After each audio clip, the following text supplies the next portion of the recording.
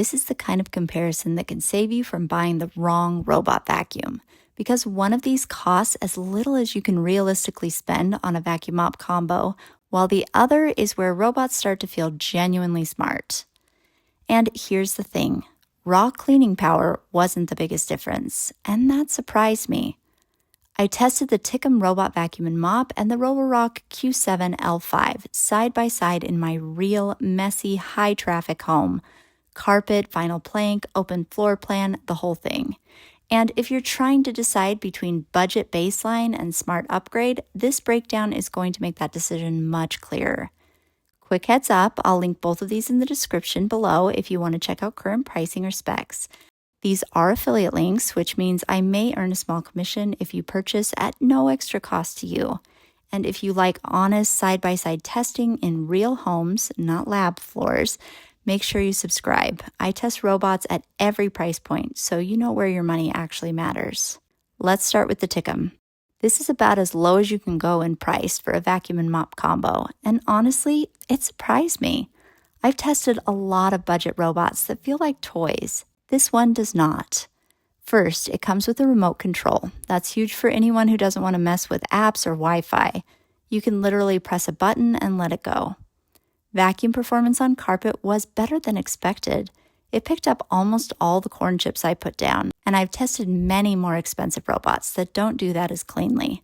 But performance isn't perfectly consistent. If debris is slightly too large, it sometimes pushes it around, along with whatever it's trying to pick up after. The mop also overperformed for the price. It actually leaves floors looking cleaner, but it uses a lot of water. On my vinyl plank, that's totally fine. On hardwood, I would not run this regularly. It can leave streaks, and I often had to go back with a towel and dry things out. And then there's navigation. There's no mapping, no room selection, no obstacle avoidance. It does zigzag more reliably than true random bots and follows walls fairly well. But in my large open main floor, I had to follow it around and manually move it into areas I wanted cleaned. It's not smart enough to stay in a space without walls containing it.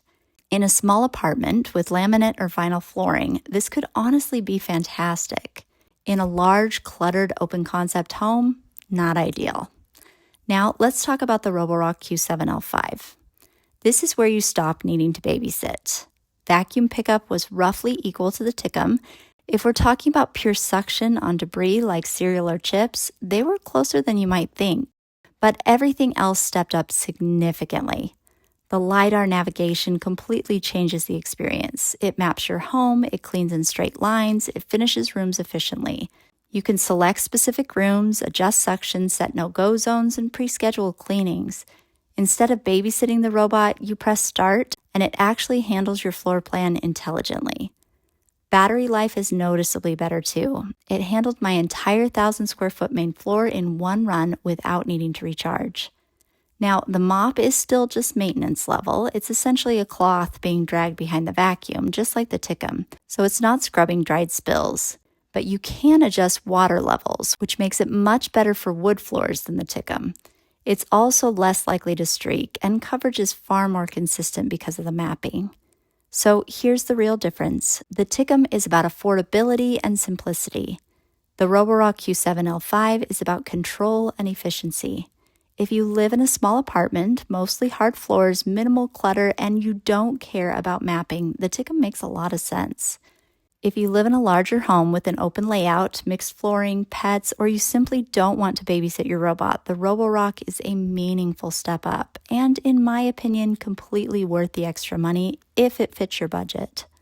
But the biggest difference wasn't suction. It was whether I trusted the robot to finish the job without me. And only one of these can actually do that. If you want to check current pricing, both affiliate links are in the description below. And if you appreciate honest comparisons that show the strengths and the weaknesses, make sure you subscribe. I test robots at every price point, so you can buy once and buy smart.